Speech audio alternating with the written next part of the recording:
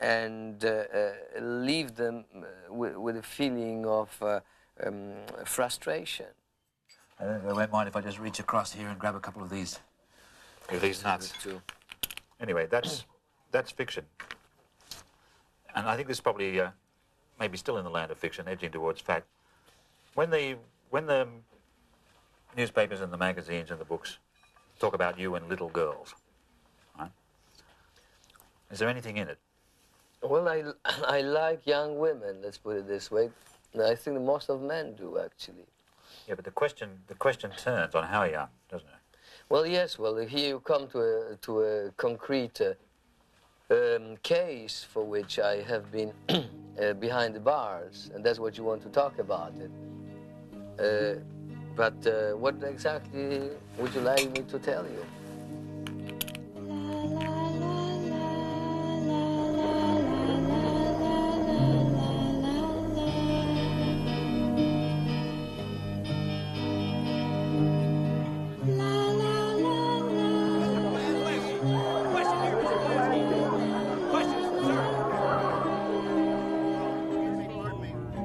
The Los Angeles Police Department today announced the arrest of Roman Polanski as a result of a complaint filed by the mother of a 13-year-old female. It was a year of anxiety, year of drama for me. And I thought that was simply enough. Enough is enough, and that was my decision to leave. You ran away, Roman. You ran away. Well, I, as you say, ran away because I think that I was very unfortunate to have a judge who misused justice. And he was playing with me for a period of a year. I think that there was some kind of mouse with which some abominable cat begins a sport. Get that out of our face, please.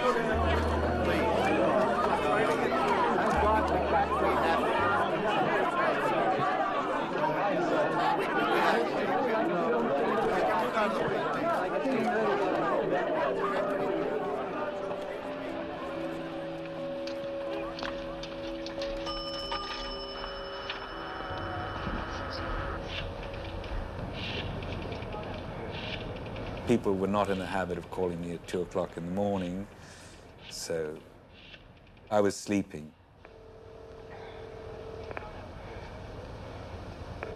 I picked up the phone, and they said, Roman's been arrested. And I said, what for? And they said, rape. I said, I just could not, it just made no sense. I mean, this is somebody who could not be a rapist. You know, I mean, it's somebody I know really, really well. I was working West LA homicide. I also handled sex crimes. And I came into work and had a crime report on my desk of a rape that had been reported. And Roman Polanski was the named suspect in it. After I received the report, I started the follow-up. I went to interview the victim and her mother, did an extensive interview with them, made sure that any physical evidence would have been recovered from her that she had, and then I went and talked to the district attorney's office. Van Adder came into the office and we sat down and he ran the case by me. He showed me the incident report, a crime report, taken by a couple of patrol officers, which is a narrative of the facts and stuff.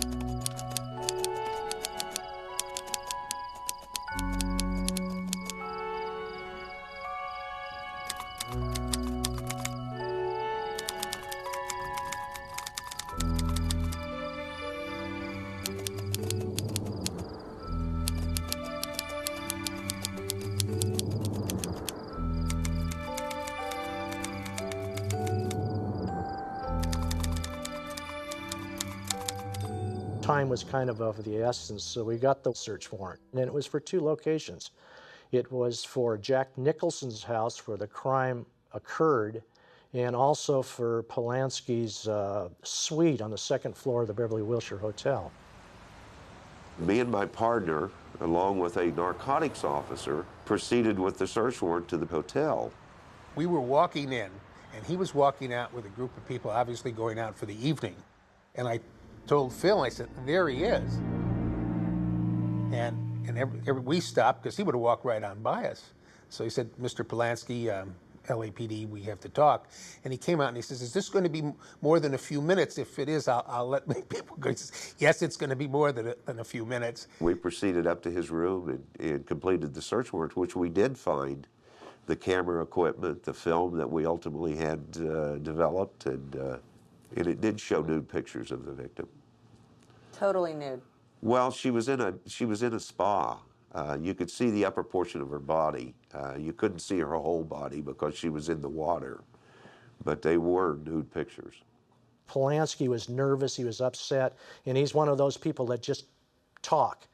And I suspect he figures, well, if I talk and talk, I can probably talk my way out of this thing. He was like on a hyper high, and he's constantly talking, constantly fidgeting, and he didn't perceive having intercourse with a 13-year-old girl is against the law. That was not in his culture. That so what type thing.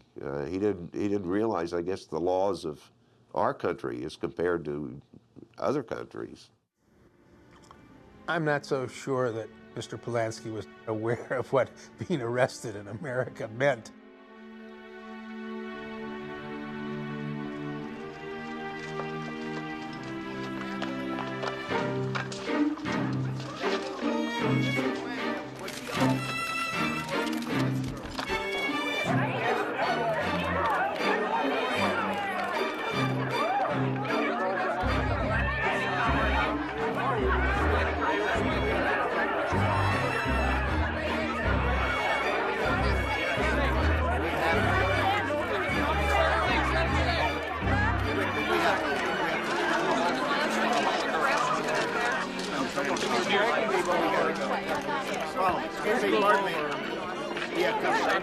Very large piece of news for all of you. It's a lot of sensational stuff, but try to go beyond it, understand my position. It's not the best type of publicity, not something I desire. I have not much to tell you, except that I'm innocent. All right, Thank you.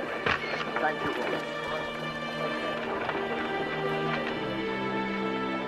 When the case arrived here, there was an absolute mob of publicity. The Associated Press, UPI, New York Times, Los Angeles Times, Celebrity Mag, German reporters, French reporters, British reporters. I had never seen a media feeding frenzy before, and this courtroom embodied it. You couldn't meet anybody, whether he was known or not known at all, who didn't have an opinion about this case. And it was one of the biggest cases. I didn't work for weeks and months on anything else but this case.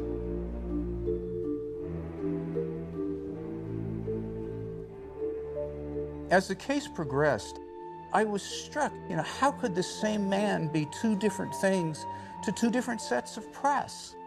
The European reporters looked on Polanski as this tragic, brilliant, historic figure. Here was this man who had survived the Holocaust, who had survived the gassing of his mother, and then had come here and developed his own voice, had maintained his integrity against the power of the Hollywood machine. And the American press tended to look at him as this sort of malignant, twisted dwarf with this dark vision. Roman was the perfect villain for them. He was a foreigner.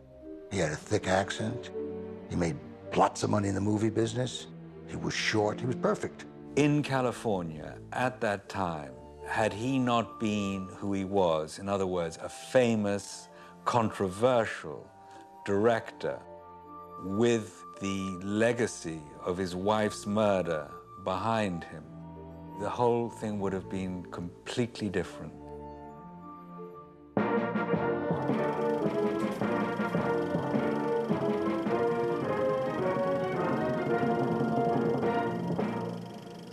Roman Polanski is 32. He has just completed his fourth feature film, The Vampire Killers, set in the snow-covered mountains of Transylvania. He both directs and plays one of the leading parts.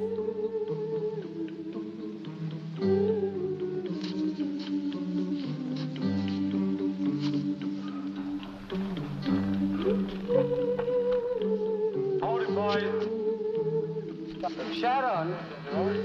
Sharon! Looking at him, not at me, okay? Yeah. You know, Roman Polanski was born in France of Polish parents. They left there when he was 3 and went to live in Poland. I don't know, I think I'm a nomad, you know, but I'm really strongly attached to Polish background. I've grown up in Poland. My mother was killed by Germans very soon, and my father was taken to the concentration camp after 2 years of war, and then I was by myself. One of the first films I've seen was Snow White, you know, and I think that Yes. influenced me enormously forever. And as you see, it's enormous influence of this in my work, like Repulsion or, you know, cul-de-sac.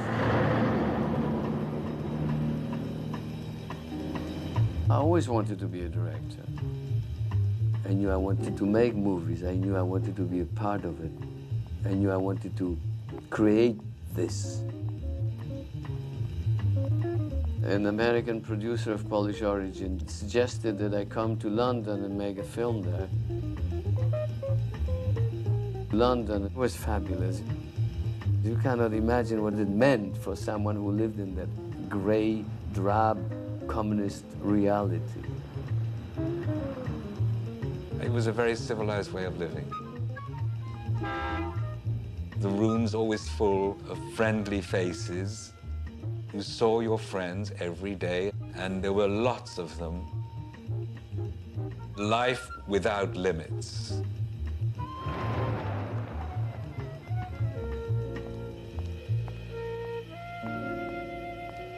I got a phone call from a friend of ours, a mutual friend, who was a film producer. And he said, I've got this friend who's coming to London, and he doesn't speak any English. Can you take care of him? I said, sure, send him round. Roman was totally exceptional. I was really drawn to him, and so was everybody else. Already an established film director. No one in London had heard of him. Few people had seen his films. Yes, yes, yes. Go, again. Mais il est plus lourd encore. It was funny, eh? From coming as a complete unknown, I would say within 6 months, everybody knew him.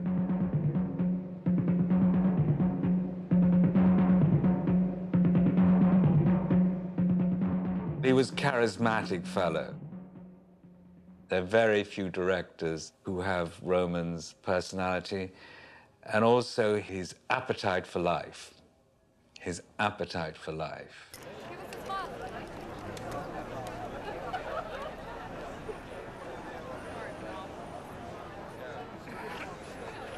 They met in London because of a film that he made called The Dance of the Vampires. She was a remarkable person. Beautiful, gentle, unsophisticated in the best sense of the word. Really a genuine human being. They were great together, and of course it created this fantastic love affair. And it truly was a love affair.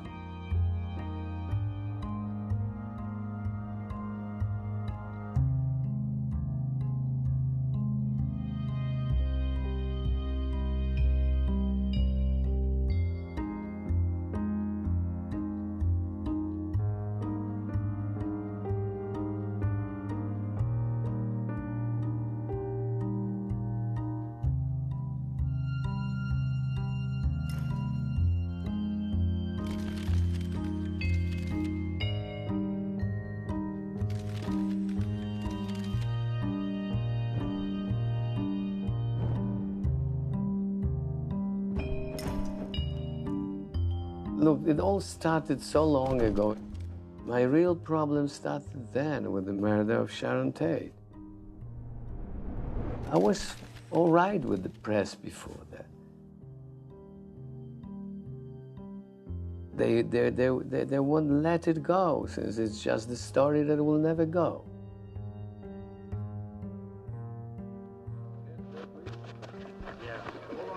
Mr. Dalton, why would you want a gag order? Pardon me? Why would you want a gag order? We didn't ask for a gag order.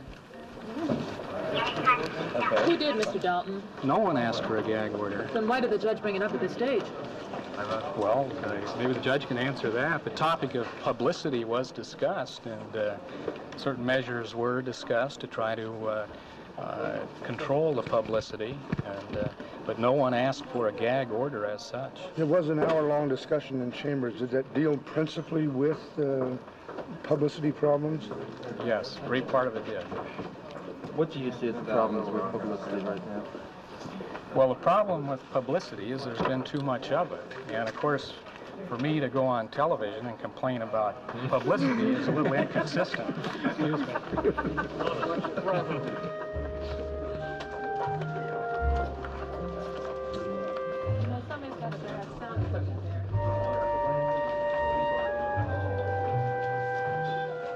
I've never spoken publicly about this case before, but if the story is to be told, I want it to be told factually. I know the facts. I was there. How are you today? Can you give us your reaction to the delay at the start of the trial? My reaction to it? Well, I'm pleased. In what way? Well, there's a good deal of workup that goes into any major case. We'll be conducting. People have the right to their own opinions about what happened, but they don't have the right to their own facts. The fact of Polanski leaving the country and so forth seems to have eclipsed the really important part of this case about what actually happened to the system of justice. I remain astounded after all these years. This case will never leave me. Defense attorney Doug Dalton had a very Lincoln-esque quality about him. Dignified, not given to flamboyant gestures. He doesn't raise his voice in the courtroom. He maintains this calm demeanor. And he was the master of negotiations. The fact that Doug Dalton was the attorney indicated to me that there would be a negotiated plea arrived at between the prosecution, the defense, and the judge. Douglas Dalton was a first-class lawyer, but he was definitely matched by Roger Gunson. The district attorney's office put Gunson on the case, a 37-year-old, very straight-thinking Mormon.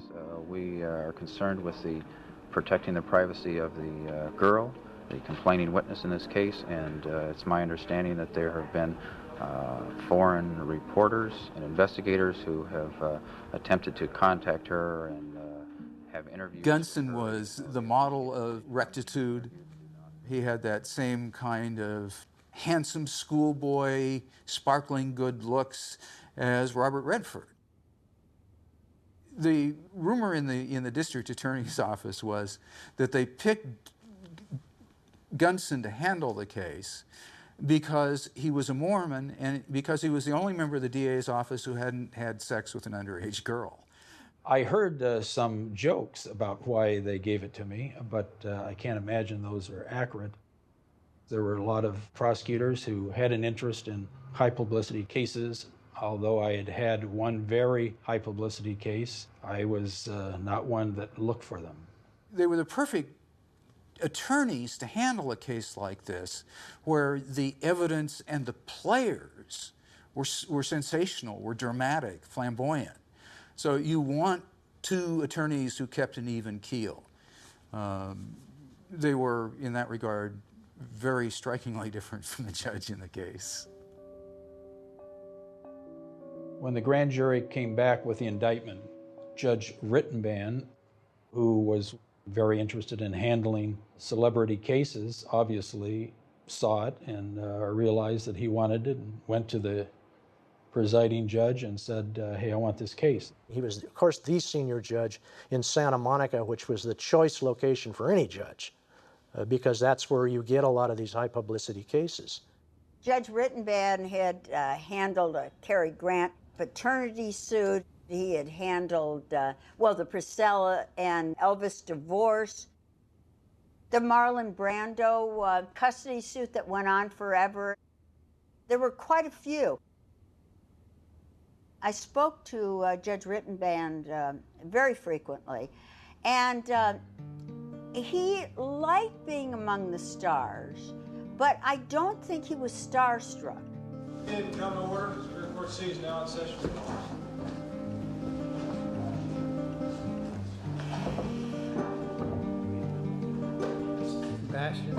Rittenband loved the press. Always had comments for the press. He wanted to shape the way the press covered him. Sitting up there on the bench, he acted like a director, a tyrannical director, calling the shots, telling people when to make their entrances, what to say, where to position themselves. We misspoke ourselves, Your Honor. I mean, there's obviously other basis for the motion. Yes, we don't need that anymore. There were a lot of similarities between Judge Rittenband and Roman Polanski. Not too tall in stature. He liked the ladies and he loved to dance. He had his friends in the movie industry, which he'd see every day at the Hillcrest Country Club.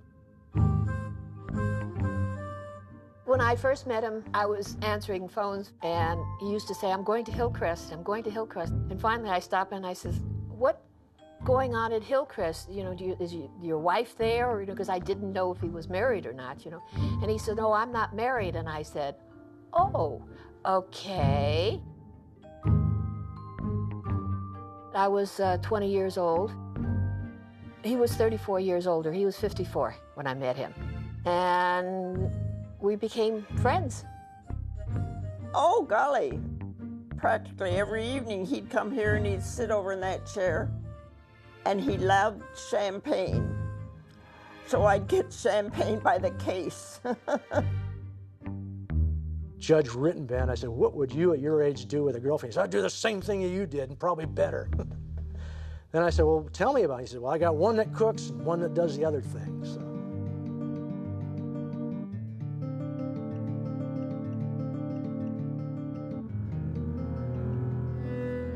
Rittenband was known as a hammer. That means that he was a tough judge and a tough sentencer.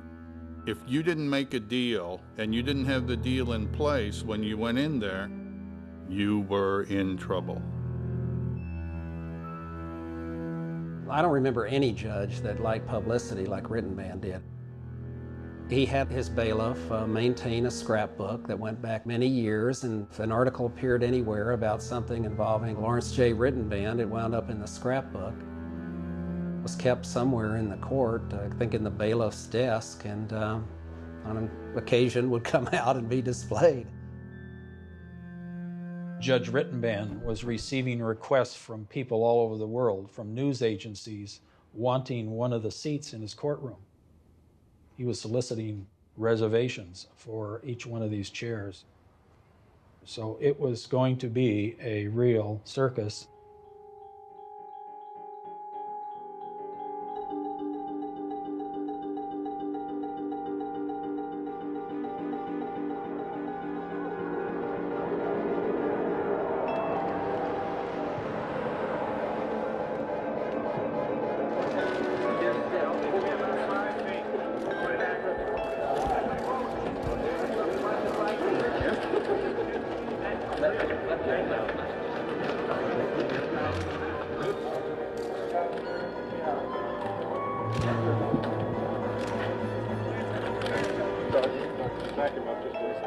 All right, if you gentlemen will just stand still, Mr. Polanski will stay here and you can get your shot.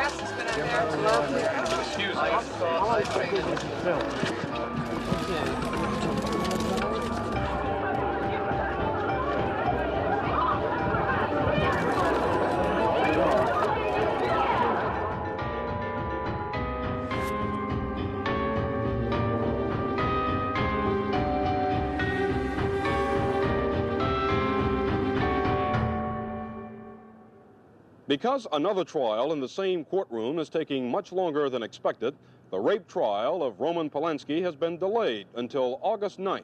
Exactly 8 years to the day, his late wife, actress Sharon Tate, was brutally murdered. At that time, rape victims' names didn't get reported in the press, much less the names of minors who were involved in sex cases. But with the European press there, her name would come out, exposed in the press, her background exposed, the fact that she had had a prior relationship, she had taken Quaaludes before. All of this gotten out and would have forever haunted her. Once we knew her name, we knew where her school was, we knew where her house was.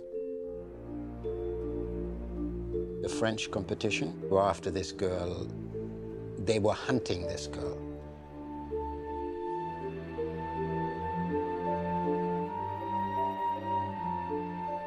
It was awful. Everybody knew at school. And people came to school with cameras and things were being said and printed. The worst part was no one believed me. Everybody thought I was making it up. It was so traumatic starting that night when my mom called the police, and the police come over and they take you to the hospital, then they take you to the police station. And next morning we're getting up at 6:30, we're going to court, where they're gonna sneak you in and all these men are gonna ask you exactly what happened. And they're gonna sit a lady behind you can't even see because then there's a lady there.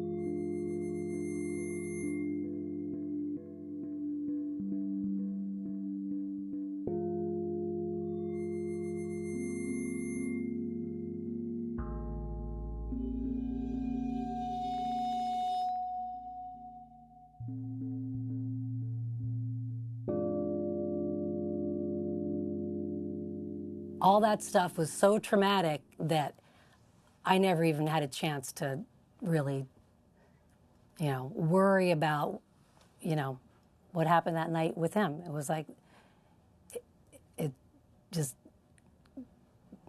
I had to worry about surviving the next day. The facts indicate that before the alleged act, in this case, this girl had engaged in sexual activity. That's contained in reports that we now have. We want to know about it. We want to know who was involved, when. We want to know why these other people were not prosecuted. And this is a thing we want to fully develop.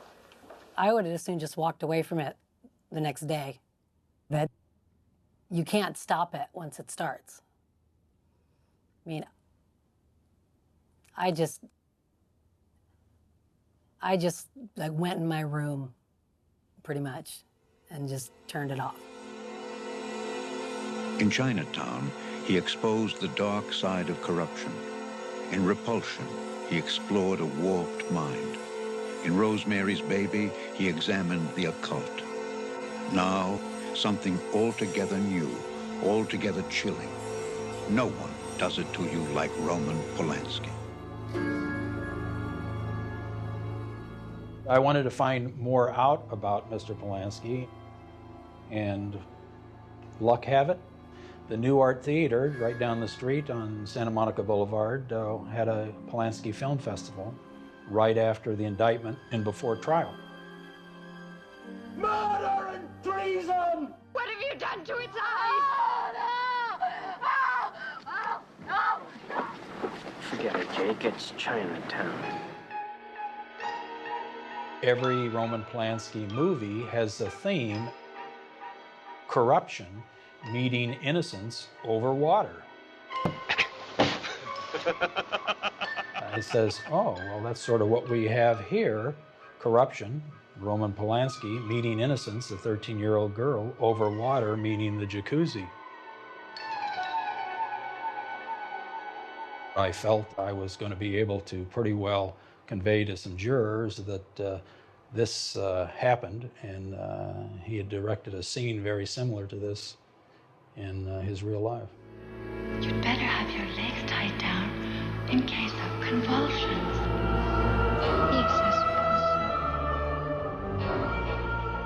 Rosemary's Baby was such a great movie and was so well made that people took it for the real thing.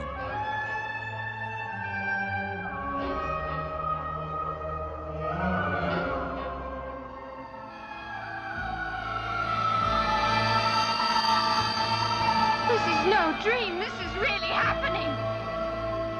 After that, Roman had this reputation of maybe having been a little bit in league with the devil himself. Didn't hurt him. People were very intrigued, and it was kind of sexy in a way. He had a tremendous power over people. You had to fall in love with him, you know. He was completely infectious. There was no resisting him. And every day was so vibrant because he felt so passionately about what he was doing, and he was on an adventure. One of the things that you are renowned for is your recklessness. You say that you're a reckless person. Do I say that? You say that very frequently to all sorts of people you talk to. They're clearly going to deny every single syllable of it tonight. Really?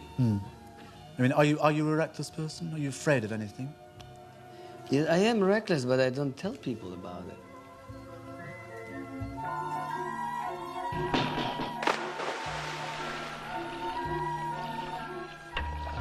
Roman found California fantastic. Of Los Angeles, he says, everything is easy here. You want to learn karate, you can learn karate. You want to play chess, you can play chess. You want to drive racing cars, you can drive racing cars. You can, I think everything is accessible in this town.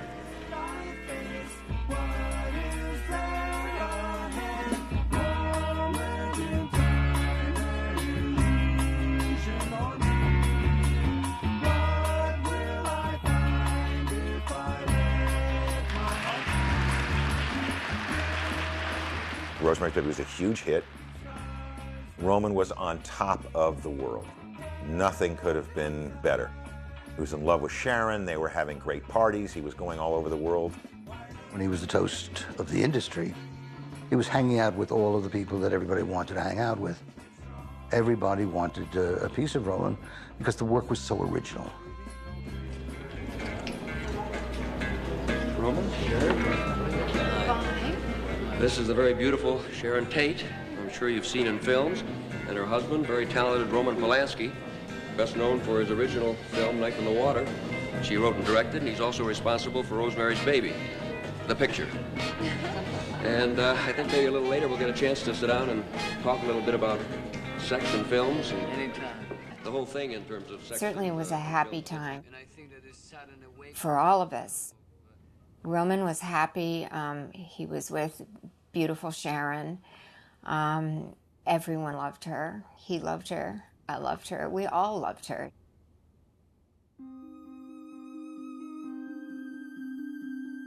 He was so insecure about so many things, knowing about his childhood. He didn't have the blueprint for life that others had. One hoped for Roman, you know, that this brand new life with a woman who loved him and who seemed so right for him, with a baby, that there would be this security that he had not had in his life. And in a new homeland, I mean, the future was his, we thought. And then everything just collapsed.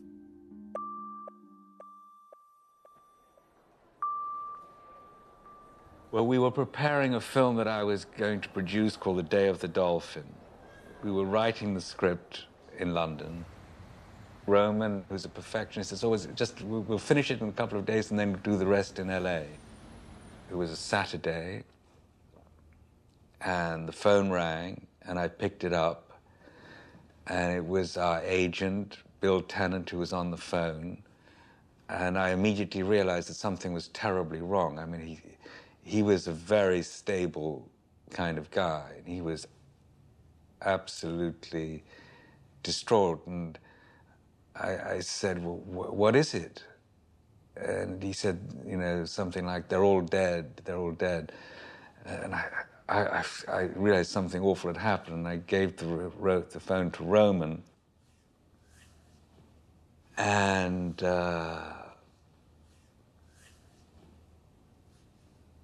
I've never seen anything like it. You know, I saw somebody just disintegrate in front of my eyes.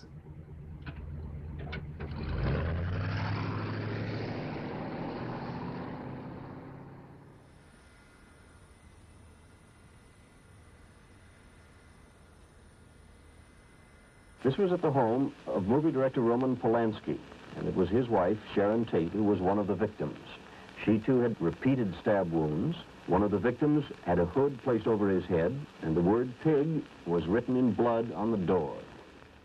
We flew to LA the next day. He was devastated. Devastated to a point that I've never seen any other human being in that kind of condition.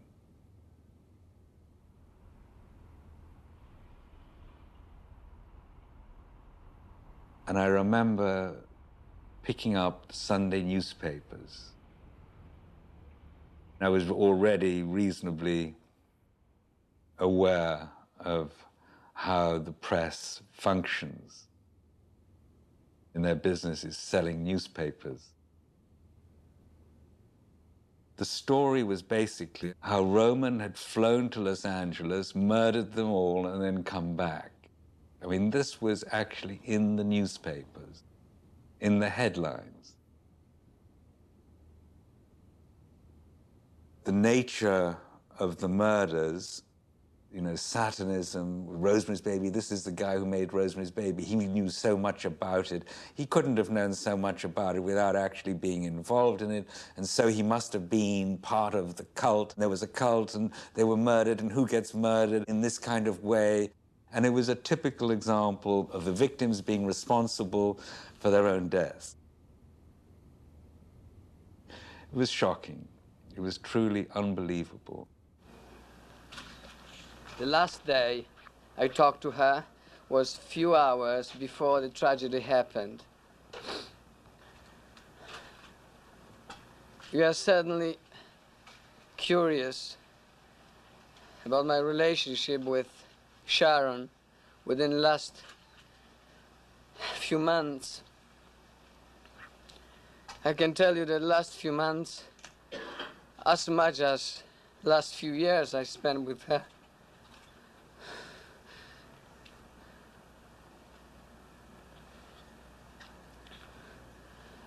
were only time of true happiness in my life, and facts which will be coming out day after day will make us shame a lot of newsmen who, for a selfish reason, write unbearable for me horrible things about my wife. After Sharon was murdered, really everybody was totally freaked out. It was a very weird time. The highest paranoia.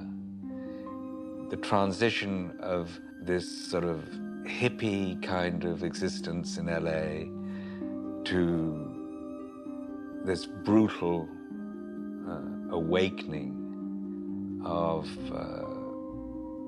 an understanding that these kind of absolutely horrible events can happen. No one locked their doors. No one thought about that there was any kind of threat. That ended at the end of the 60s and simultaneously changed everything overnight in LA.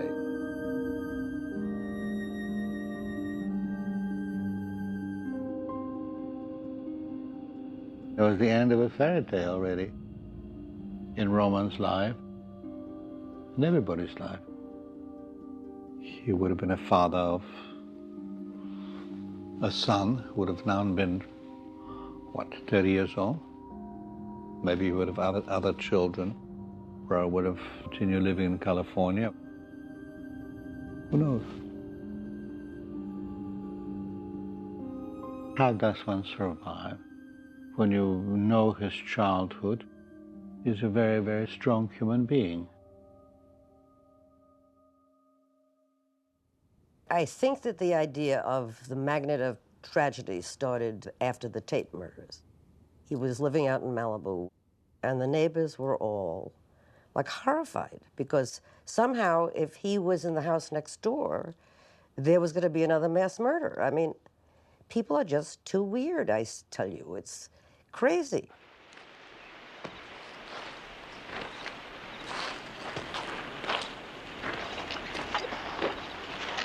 Hold it there, kitty cat. Hold it.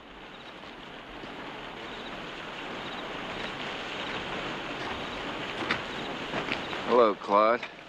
Where'd you get the midget?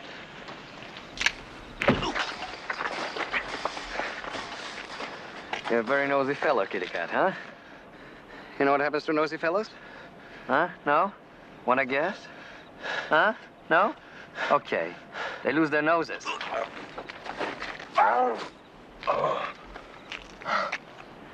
Next time you lose the whole thing. Cut it off and feed it to my goldfish. Roman was different when I met him on Chinatown. He's still a guy that loved life. There was just this real dark shadow that he had to deal with every day. That, you know, there were people who were constantly, so what was it like, you know, when your wife was killed? Do you hate certain members of the press for the way you were treated after your wife's murder?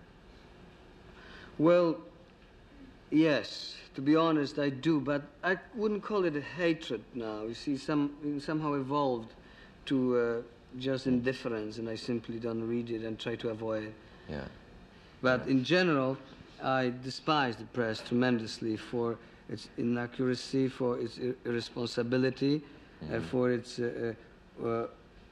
often even deliberate cruelty, and all this, it's for lucrative purposes. If one of your complaints is the way the press misrepresents you, and it is one of your complaints, isn't it? Then surely it would be good tactics to give them the minimum possible target. Yes, but then you have to change your lifestyle completely and go into hiding. It seems like, say, 6 months after the murders, you're in the Alps and consorting with these girls from the finishing school and so on. I mean, I can see how you would sort of try to lose yourself like that, but is it wise to say so? Yes, it is wise to say so.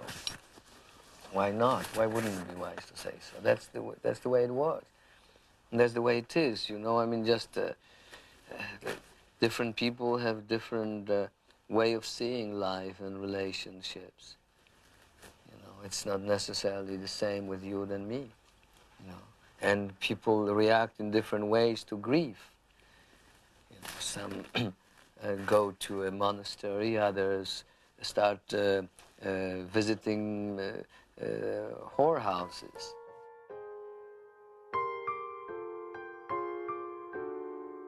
He decided he was going to survive. And the way he was going to survive is through his talent and having fun. Whether it was dinner for 4 and he was holding court with some idea he had, or whether it was a group of 30 or 40 or 50, he liked to be the center of it all.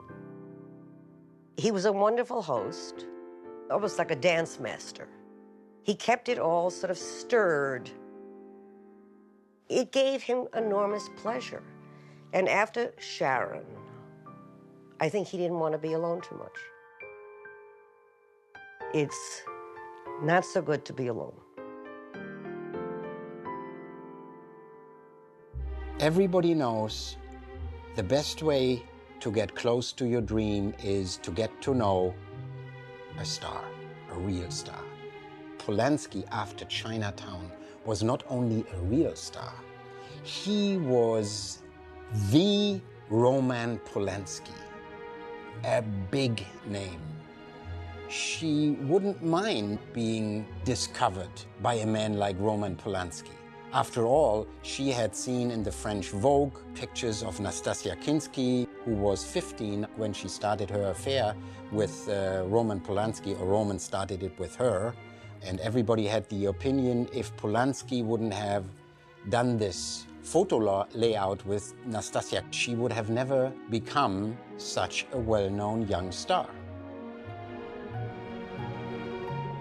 He was a friend of a guy my sister was dating. And he wanted girls to model. And I was modeling and acting and wanted to be in the business. So that was a great opportunity, We signed right up. Sure, my picture's taken by Roman Polanski. Sounds great. Susie Gailey, the mother of the alleged victim, introduced herself as an actress to Polanski. And she had done some work in films. Well, I was innocent, see? And that's the truth. What else can I say? I remember vaguely meeting the mother at some party, like, hi. And then I was away, and then heard about all this. But just in what I was told and what I read, I kept going back to the same question. Why did the mother bring her 13-year-old daughter into this group? Especially if she had spent time with them and all the things that she said subsequently were true. Would you keep your 13-year-old daughter away from that? This was a guy that had a pretty wild reputation. He was known as a womanizer. He's a party goer. He certainly had a lot of women over the years, and he loved young women. Why would her mother allow her to be alone with Polanski? I don't like, you always get the, where was your mom? And it's like, just give my mom a break, it's not her fault. And so I don't like hearing anybody's opinion on it. Like every time someone brings it up and they're doing their little, banter on TV, it's like, you weren't there. You don't know. What are you talking about? You're saying how I felt, what happened, how you feel about Polanski. You have no idea. And you're on the news making all these statements and thousands of people are listening to you, and you shut up. Another hearing on the admissibility of the Beverly Wilshire Hotel records has been set for next Friday. From Santa Monica, Cornell Chapman, News Center 4.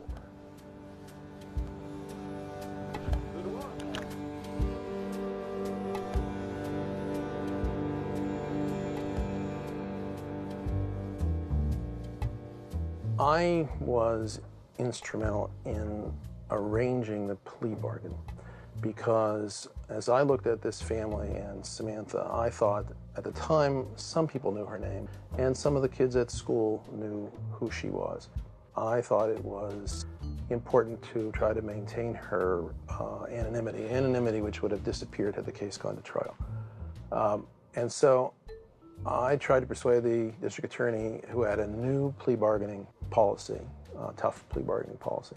I said, I'm not going to do it. I have no interest in doing it. And so what he decided was, he says, well, I'm going to do it myself.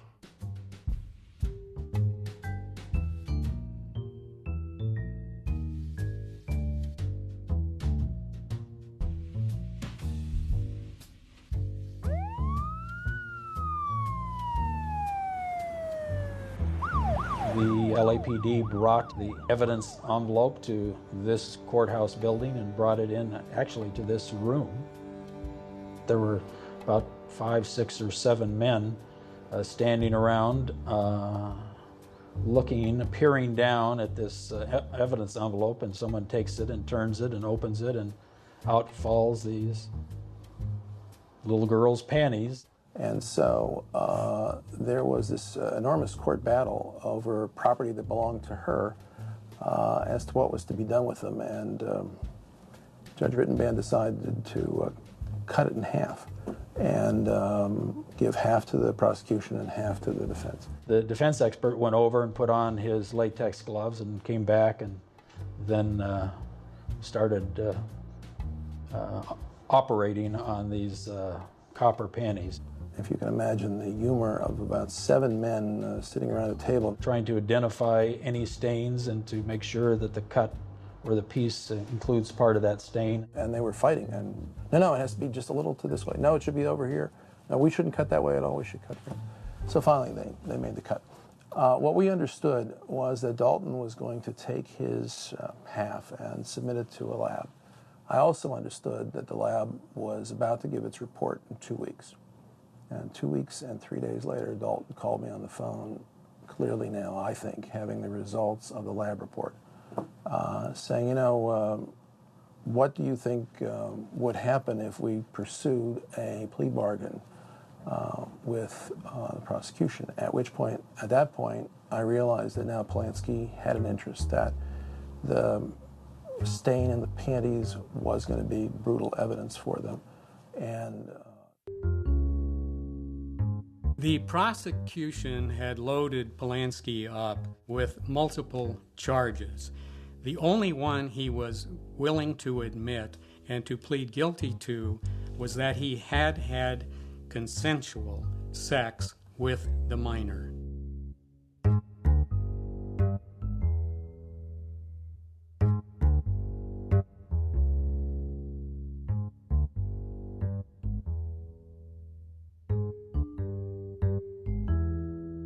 Mr. Dalton asked, could it be a misdemeanor? And I says, no. And that he not go to state prison? And I says, no, that's got to be open. And so he agreed to all those, and we agreed that it be unlawful sexual intercourse, the lowest count that related to the gravamen.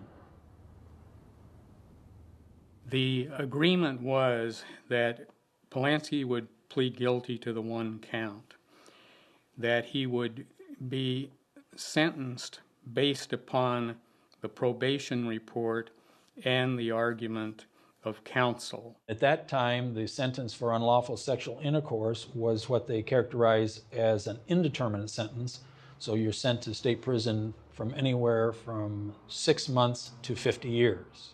I checked, and there hadn't been anyone sent to prison for a conviction of this offense in the year preceding Roman Polanski's case. I thought it was a very good disposition for the reason that it vindicated the family and the girl, and it exposed Mr. Polanski to significant time in custody based upon a probation report.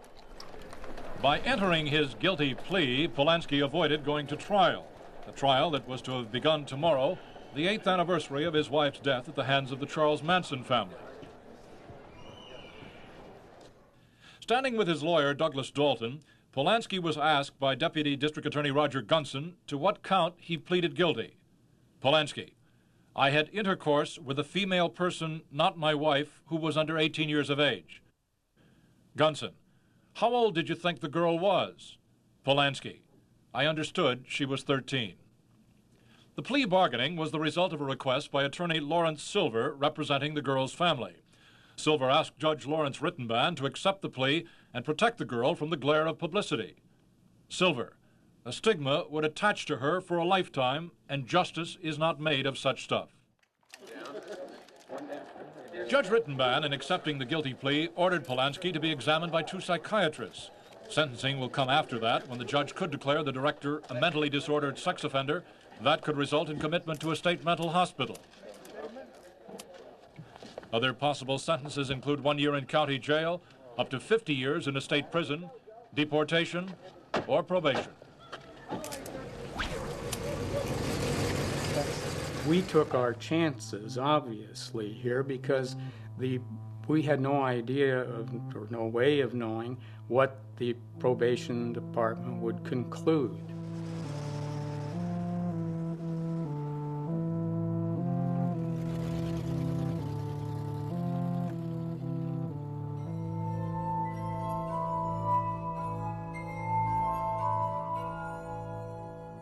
Judge Rittenband appointed me to evaluate Mr. Polanski for purposes of determining whether he was, at that time, a mentally disordered sex offender, which was a legal term having to do with an individual who, by reason of a mental disorder, was predisposed to the commission of sexual offenses that rendered him a danger to the health and safety of others. He was a very congenial but somewhat reserved guy who was very straightforward in the interview. As experiences go, Roman Polanski has had more than what would impact on a dozen people in terms of his life as a child, confusion, and ultimately he gets what he feels is a stable relationship, and that's taken away from him at the snap of a finger. He had difficulty in developing relationships with women after that. I think he felt very, very hesitant, maybe out of fear. My opinion paralleled the recommendation of the probation department. And I didn't talk about whether he should or should not go to jail. I really focused solely on the psychiatric issues. And it was my opinion that Mr. Polanski did not qualify as a mentally disordered sex offender and should not be handled as such. My feeling was the guy belonged in state prison. Rittenband had asked me about it. I said, Judge, I said, you know, you're going to give this guy probation. He said, no, I want to send him to jail. I said, you'll never do it. Because the first thing that's going to happen when you sentence him, he's going to appeal it. I'm going to give him a year in a county jail. That would be the sentence that appealed immediately. I'm going to give him weekends in the county jail. Immediate appeal. No matter what the sentence was, if it included a day in jail, Dalton, and correctly so, would have appealed it. And it's going to go all the way up to the state Supreme Court. He has the money, and he'll take it to the U.S. Supreme Court if he thinks he can. He says, well, what am I going to do? The judge called me into chambers. He looked at me and said, Dick, tell me, what the hell do I do with Polanski? And I went, whoa, Your Honor, that's your decision. That's not mine. I'm a reporter. I can't advise you on something like that. I hadn't been covering courts that long, but I knew a decision by a judge was supposed to be a decision by a judge and was not to take in any advice from any other person other than what was there in the law books, what had been entered into evidence in the case. He says, well, what am I going to do? Or what should I do? And I said, you know what you should do is send him up for a 90-day observation. A 120303 is a diagnostic study where a defendant on a felony case is sent to Chino for a 90-day observation. It's like an in-depth probation report. And he said, well, what will that do? And I said, it's not a final sentence. He can't appeal it. He has to go.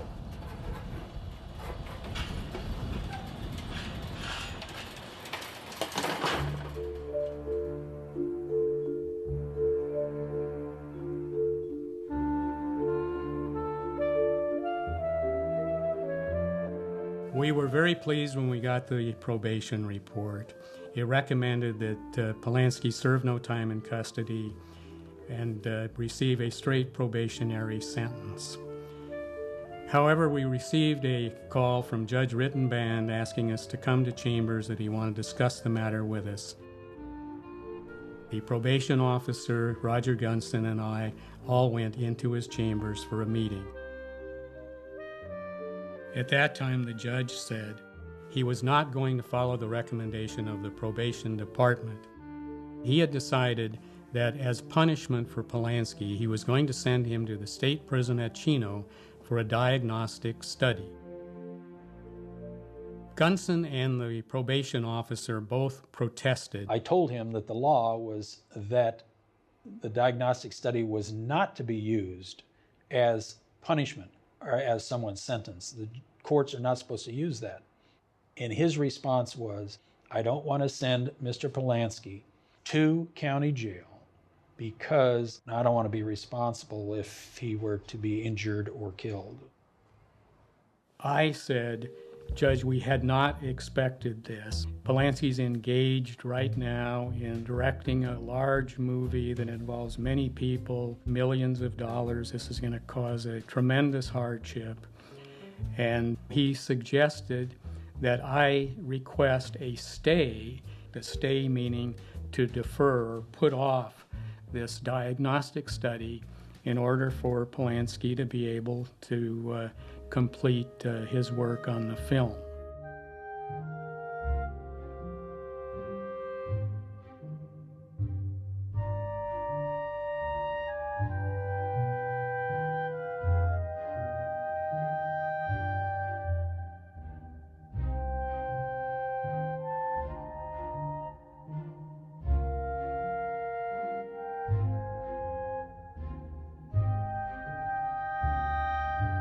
What he wanted to do was have us go out into open court and pretend as though, I don't know if he used the word pretend, but not to divulge that we knew what was going to happen. He said, I want you to go out, Gunson, and you argue that Polanski should be placed in custody. And Dalton, you go out and you argue that he should be put on probation. Then I will make my remarks and I will sentence him to Chino for the diagnostic study, and the press need not know anything more about this. If you do not tell the press about this, and if Polanski receives a good report from the probation department, which we all are quite sure he will, that will conclude his punishment. I wasn't going to argue about it. Polanski's fate hung in the balance. If I started protesting about a diagnostic study, Rittenband could well have said, well, I'll just send him to prison. How would you like that? That was the fabrication or scenario that he wanted to present, and he did present.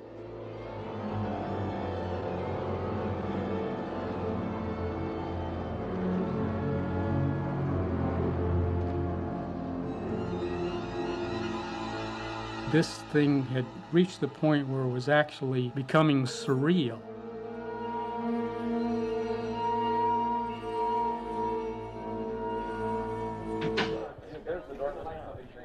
Gunson and I walked into the courtroom, which was packed with newsmen and spectators. We took our places at the counsel table, sat down, and waited for the entrance of Judge Rittenband. I argued first. It was a very strange feeling to be arguing when I knew exactly what the result was going to be. It was like having a mock trial. In law school we did this. We had staged trials and so forth, but even then we didn't know what the result was going to be. But we dutifully went out. I argued for probation. I tried to make it sound as authentic as I could. Gunson got up and made his argument, and then Rittenband proceeded to give his closing remarks, which had been obviously prepared in advance. He argued much better than either one of us, and as I sat there and listened, I thought, I think I see what's happening here. He knows that this is a probation case. The probation department has recommended probation. Chino will very likely recommend the same thing. And he wants to condition the press and the public to the fact that when he puts Polanski on probation, that they see the basis that he used in arriving at that conclusion. After 20 minutes in court before Superior Judge Lawrence Rittenband, film director Roman Polanski and his lawyer Douglas Dalton emerged from the courtroom amidst a crush of reporters and cameramen. Dalton had asked the court to place Polanski on probation, arguing that though the crime of unlawful intercourse is a serious one, it is not a unique crime. The prosecutor, Deputy District Attorney Roger Gunson, asked that Polanski be placed in custody, though it was noted that the 13-year-old girl in the case and her family had asked the court not to incarcerate the film director. On the basis of 2 psychiatric evaluations, the judge ruled that Polanski was not a mentally disordered sex offender, but he did order Polanski to undergo 90 days further psychiatric testing at Chino State Prison, postponing a final sentence until the testing is completed. Judge Rittenband granted Polanski a 3-month stay to conclude his present work. At the end of that time, the film director will go to Chino State Prison for 90 days diagnostic testing. Robin Groth, NBC News, Santa Monica. Why are you leaving the country, sir? Sorry? Why are you leaving the country? Where? You're going to leave the country on a business trip, is that correct? Yes. Can you tell us about that trip? Where are you leaving? I'm going to Paris. Will you come back? Will I come back? Sir, I certainly will. What do you think about Don't this whole... worry.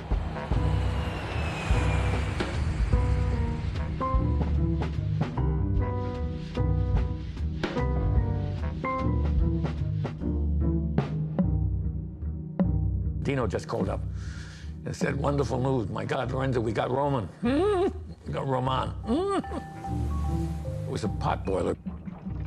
Pearl divers and getting caught in a giant clam and all that stuff. And Roman had reasonable contempt for the script. Not a picture that Roman would have done. And I imagine that, again, I didn't discuss it, but basically nobody else, I presume, would hire him at that time. And De Laurentiis, seeing a chance to get a great director who otherwise he couldn't possibly have approached for this project, stepped in immediately. It was a coup, a triumph, you know, taking advantage of this guy's troubles to some extent. Better luck for Roman would have been a judge that never allowed him to go to Europe at all. Roman called me, he said, "Listen, I'm here in Munich, can we meet?" I said, "Of course." And we decided to go in the evening to see the Oktoberfest. Roman actually didn't want to go, but we said, "You have to see that because this is unbelievable. You have never seen 10,000 people in a tent, drunken. I mean, you must see that." I said, "Okay," I said, "I go with you." So finally we went to a special box. I was with my girlfriend and 2 other girlfriends, yeah. Ich war an dieser bestimmten Tag auf der Oktoberfest. Bin ich durch ein Bierzelt hier gegangen. Oft kamen weltberühmte Politiker, Schauspieler aus der Showbranche. Und so habe ich auch Roman Polanski zufällig entdeckt. Rein zufällig. 3 Aufnahmen gemacht und das geht ganz schnell. Zack, zack, zack. Most unfortunately, he was photographed, caught in a pose with sitting in between 2 girls. He was quite innocent, but you know, photographs, they say a photograph doesn't lie. Nothing lies more than a photograph. Roman always did have bad luck. And this is the kind of thing that a cautious person would not have dreamed of doing. I mean, they would have had themselves photographed in the cathedral or doing something like that. That one photograph changed everything. I took it into Rittenband because I figured it was something you ought to see. And what I told him was, I said, "You know, Judge, you've made so many mistakes, I think, in this case. Look, he's giving you the finger, he's flipping you off." And I said, "Haven't you had enough of this?" He said, "What? What? He's not getting away with that." The judge became furious when this appeared in the paper. He was interviewed by a Hollywood gossip columnist, Marilyn Beck. Rittenband told me that he had been duped. I really believe he had been duped. In the interview, he said that very possibly he wanted Polanski back in the country, and Polanski could be on his way to prison now. That photograph embarrassed the judge. Mr. Polanski is supposed to be very focused and intent when he's working, and this photograph demonstrated that at that moment in time he was not. Why was he in Germany? He should have been working hard on a movie. Could you clear up that apparent misunderstanding? Why was he in Germany? The judge ordered Roman to come back to the States, and he called Dino in to testify. Dino explained through me as the translator that we were going on with the production, the preparation of the production, and that this was just part of the whole thing, of making movies. Mr. De Laurentiis, could you explain to us why you sent Mr. Polanski to Germany? Roman was still working when he was in Munich because the distributor convinced Roman to come there and spend the night or go out for a few drinks and at the same time talk about Hurricane. I don't believe we should. I would have displayed. I don't think the judge knew that or understood that, and most of all, he didn't believe it. Okay, now step aside. Please let him through. De Laurentiis testified, Roman testified. There was no evidence at all to the contrary. I rested my case, and the ruling had to be, of course, that he was there on business purposes, and that was the finding of the judge.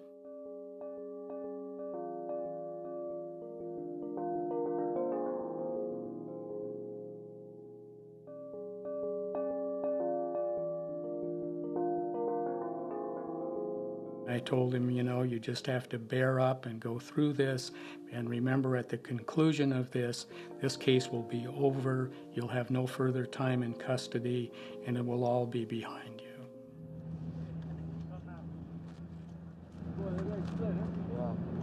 That's Dalton? Yeah, that was Dalton. His lawyer. Brilliant.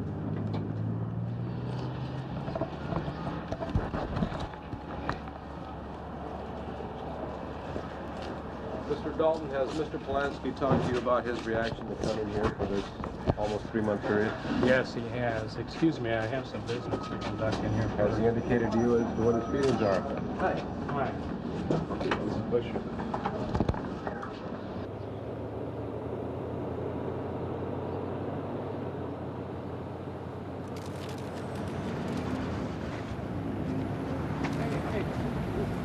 What's the sun like here? Let me move around. Come on this way. Polanski, do you have any kind of statement at all? Polanski, do you have any statement at all?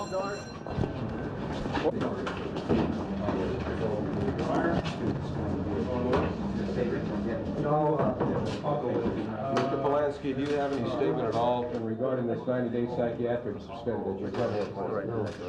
No statement whatsoever. What are your immediate thoughts right now? Any thoughts that you have at all?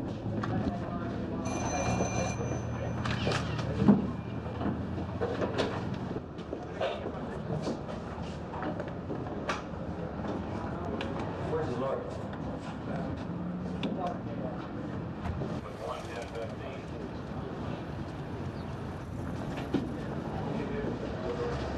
Will he be given any special consideration here? Nothing other than anybody else that would come in. When we talk about special housing or special consideration, what we're talking about is everybody that comes in, we screen them for possible protective custody housing, but we're concerned for his safety.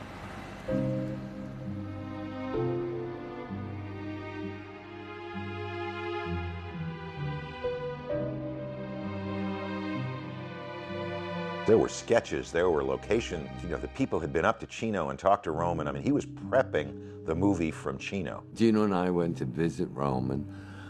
Dino, of course, was concerned as to what was going to happen with his film. I was kind of shocked when we saw Roman. We were sitting outside at a table outside of the prison. He was nervous, always looking over his shoulder to see what was back of him. He said that he was concerned about what the other prisoners would do to him if they could get near him because he was accused of being a child molester.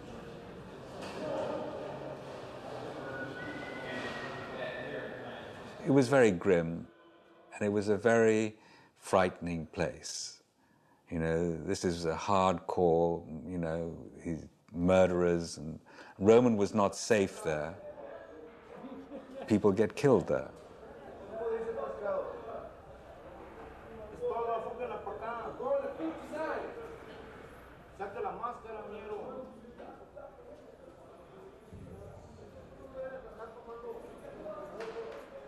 Polanski, of course, was delighted. He felt, and as properly he should, that he had lived up to his obligations in the case. He admitted his guilt. He served the sentence that had been imposed, and now it was over and he could go on with his life. I was quite surprised. Everyone in the criminal justice system is aware that 90-day diagnostic studies take less than 90 days. There's not very many people, I would guess, who've had the experience of it only being 42. That's not a punishment. A punishment, you know, he was charged with very serious crimes. You're talking about crimes that would incur state prison time, maybe 10, 15, 20 years in state prison. 13-year-old girl, where he had sexual intercourse with her, sodomized her, gave her drugs, gave her alcohol. He got off with nothing. Mr. Gunson, it's usually the practice of the district attorney's office to prosecute the defendant to the fullest degree. You deviated apparently in this case. Why? Why did you agree to copping out on the plea if we should have had a full trial of the charges?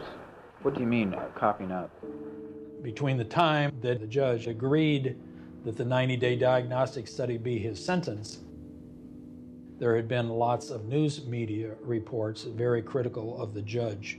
And now that it appears that Mr. Polanski will be walking away from a rape after just serving 42 days is going to be embarrassing to the judge, and he needs to overcome it.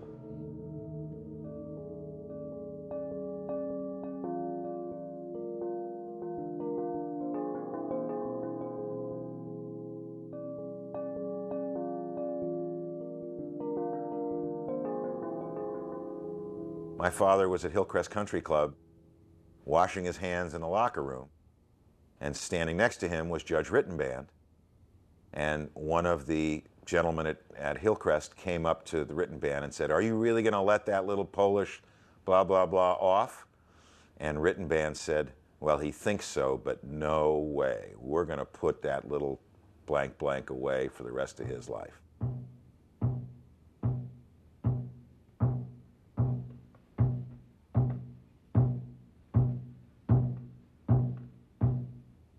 When we met in his chambers, at this time, Judge Rittenband said that he wasn't going to honor the promise that he had made about releasing Polanski upon completion of the diagnostic study.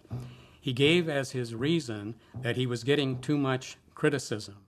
The judge says that 42 days is not enough time in custody, that he expected him to be in there 90 days, and so somehow he has to make up these 48 days of the intended sentence of 90. Now, Gunson at this point said, if it's 48 more days you want, why don't you just give him 48 days in the county jail, and then you will have accomplished him serving the full 90 days in jail.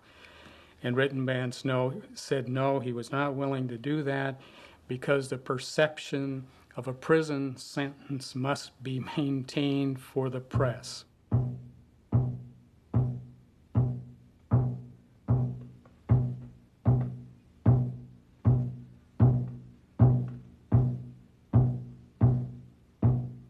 He told me that if I would come back to court after the press was gone and the public was gone, that he would then recall Polanski and he would be released from prison.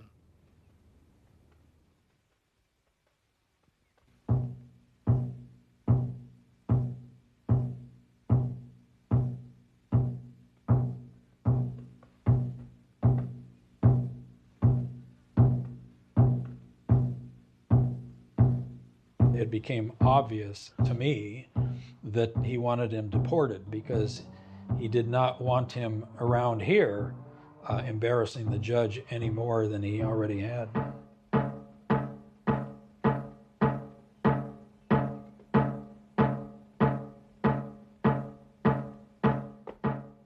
He wanted Roman to agree that he would voluntarily waive any rights he may have regarding deportation. Rittenband had no jurisdiction over such matters, and it is illegal to impose an illegal condition upon somebody serving time in custody. And so we now are in a category of actual illegal conduct. This was getting rather contentious, as you might understand. And I said, if we're going to do that, Judge, I want to have a hearing regarding the sentencing, as we're entitled to do. And I want to have witnesses here, and I want to have a hearing. And he said, well, I'm going to sentence him anyway, and if you still insist on having your hearing, then I may withdraw these things that I told you that I would do if you went along with this thing that I'm going to do tomorrow. The proceeding was concluded by Judge Rittenban, as he had done before, directed me to argue for probation. He wanted Gunson to again argue for time in custody, and then he would impose the sentence that he had discussed with us. I certainly was not arguing for state prison in Chambers, nor did I intend to argue that he should send him to state prison to participate in this sham that the judge was involved in. We got up, we walked out of the room. I remember saying immediately to Gunson, I'm not going to do this again. No matter what he does, I'm not going to participate in this thing. And Gunson said, I'm not going to do it either. As we walked down the aisle, past the chairs of an empty courtroom at that time, Doug Dalton turned to me and said, do you think that I can trust the judge? And I said something that I wish I hadn't have said. And maybe it did or didn't make a difference, but I shouldn't have said it. And what I said to him was, I don't know why not. You trusted him once.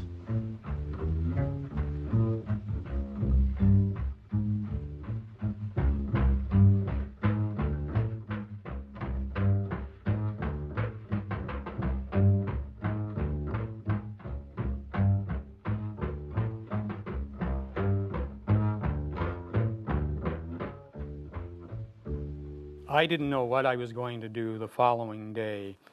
I did know that I was no longer going to participate in a proceeding that was being designed solely to advance the purposes of Judge Rittenban. I told Mr. Dalton that I would be available to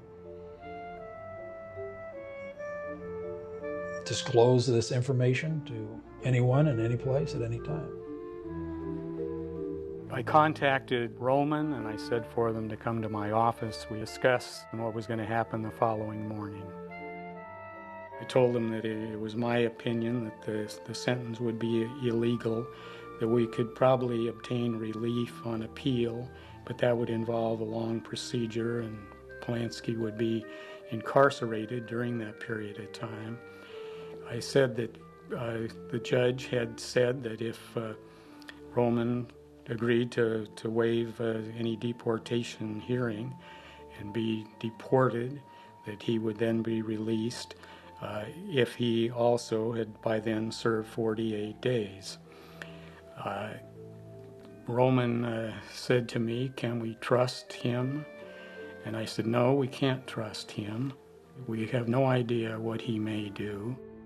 We've all agreed that he can no longer be trusted, and what he represents to us is worthless. With that, Roman got up, looked at me, and I believe he said, I'll see you guys later, and he left the room.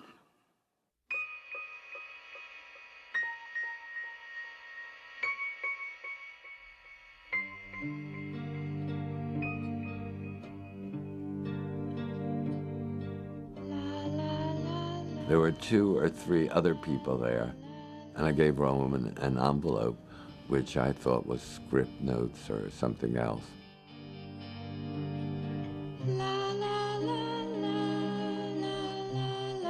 The general feeling I had is, why is everybody so nervous? There was an electricity in the air.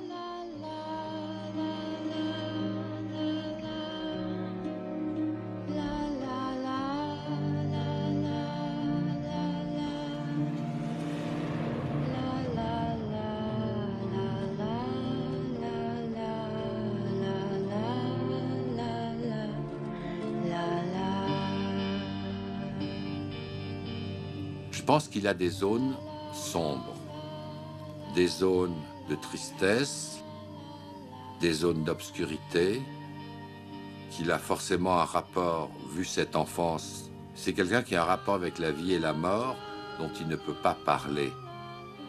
De vraiment, comme ça, une vision de la tristesse, de la mort qui est quelque part en lui, mais comme il a cette énergie et cette puissance de travail et cette envie de faire des choses extraordinaires, il surmonte.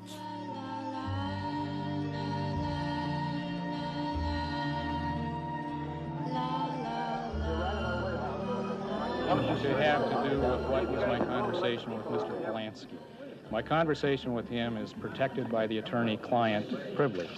I can't divulge to you the substance or the content of my conversation with him, only to say what I said in court, that he did call me this morning at my home, and he told me he would not be here. I asked him to call me again because I wanted to discuss this with him further and attempt to persuade him to return. He said he would call me again. The court asked you whether you thought you might be able to talk him into coming back. What was your response? I said that I thought I had a reasonable chance of being successful. You didn't sound very sure. How will you try to do it? What can you tell us what makes you think he's out of the country? No, I can't tell you that. That's my belief. What happens if he does not come back, Mr. Dalton?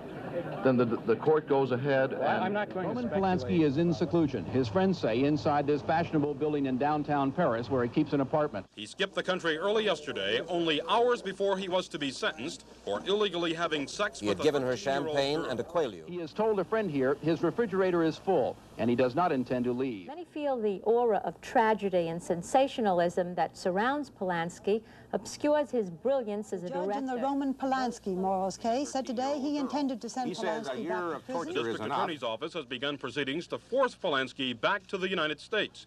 However, authorities are not optimistic about succeeding. Unfortunately, I'm advised that the treaty with France might not allow for his return to this country at our request to be sentenced on this charge. Why is that? As far as I can tell, the treaty only specifies, number one, rape. As you know, Mr. Polanski was not convicted of rape. He was convicted of unlawful sexual intercourse, and that's a different crime than rape. Secondly, the treaty specifies that it's discretionary on the part of France to return French citizens. In other words, they have an option. They can or they can't, depending on how they feel about a particular case or maybe even possibly a particular person.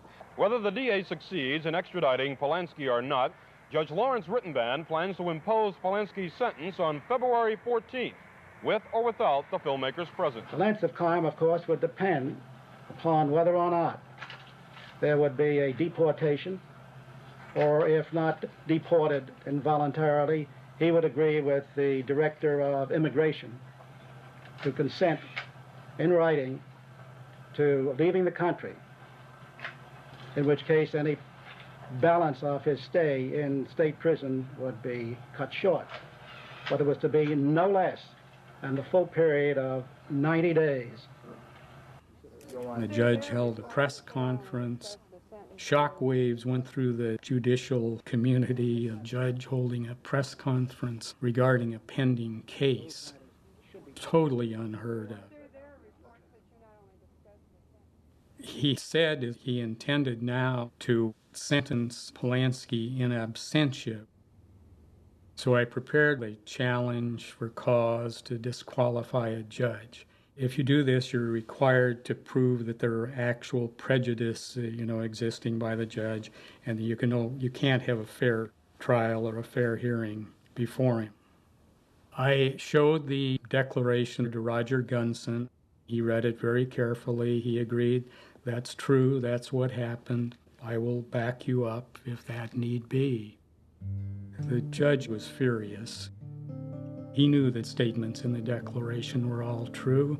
He knew that I knew it, he knew that Gunson knew it, and he knew that Larry Silver knew parts of it. And so there was nothing he could do but step aside. He was through and he knew it.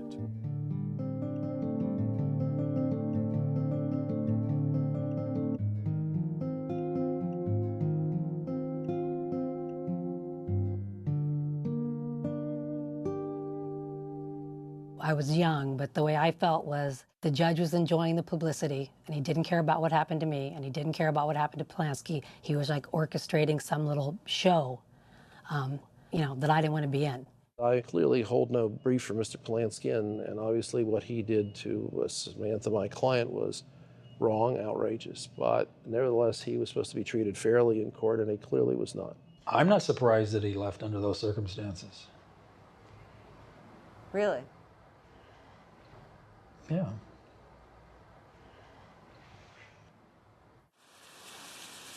Jesus. Wow. Do you think they're suffering in there? Well, Clive, I think it was a wonderful idea to do this, interview of this lunch, but lunch is getting into a dinner now. And in case if you have in mind finishing this interview, I wanted to ask you whether you intend to end on this note, or do you think there's something more to my life than my relations with young women?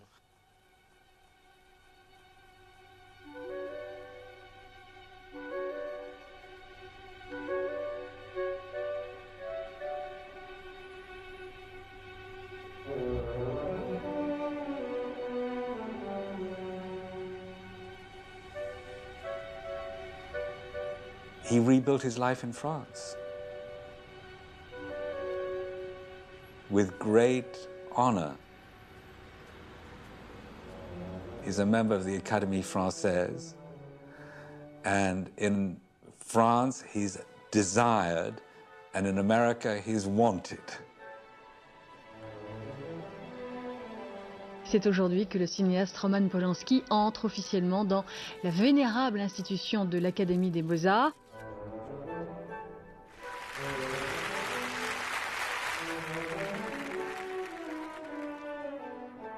Chacun a son opinion peut-être sur ce qu'a été sa vie, le caractère parfois, comme on dirait, sulfureux que représentait Roman Polanski. Mais justement, c'est un des domaines, moi, qui m'intéresse et que je trouve au contraire sympathique. Permettez-moi de vous adresser un très chaleureux merci. Roman Polanski est accepté, est un des nôtres, et nous avons l'esprit de corps.